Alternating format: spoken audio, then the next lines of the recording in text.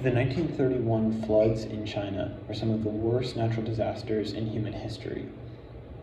They began in July of 1931. Up until that point, the typical rain cycle had been disrupted, so that instead of having 3 periods in winter, spring, and summer of rain, it was one continuous period. However, the entire situation was pushed over the top in July, when China experienced 9 cyclones. And it was not designed, but it was typically receiving 2 per year. So this was a huge outlier, and it resulted in 2 feet of rain in July alone. As the flood dominated the Yangtze and overran the Yangtze Valley, tens of millions of people were affected.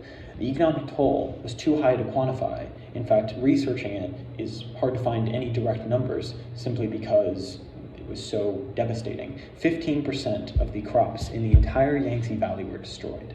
And the Yangtze Valley is home to 1/3 of China's population. The flood affected 69,000 square miles, lasting from July until November, so multiple months. And while it would have been terrible no matter what, it was greatly exacerbated by mismanagement of the rivers, and particularly poor maintenance.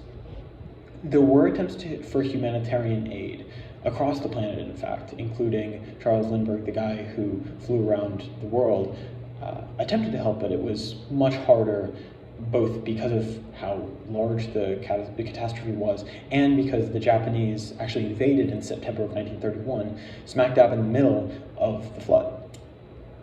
And while China attempted to set up something called the National Flood Relief Commission, it had very lacking effectiveness due to how catastrophic the flooding was, and so did not have much of a benefit. On the other hand, in more recent years, the 1931 floods spurred the creation of the Three Gorges Dam, which was meant to be set up far earlier, but only ended up coming in the late 90s and early 2000s. It was deterred by several factors, including the outgrowth of communism in China and the aforementioned invasion by Japan. All things considered, it's difficult to say that this was a learning experience for the rest of humanity simply because it was such a catastrophic, out of left field flood, and the maintenance was on such a different level than what we have now that it's hard to say this tells us to be more organized or anything of the sort. However, what it does do is serve as a reminder, rather a humbling reminder, of the effects of nature on us as humans.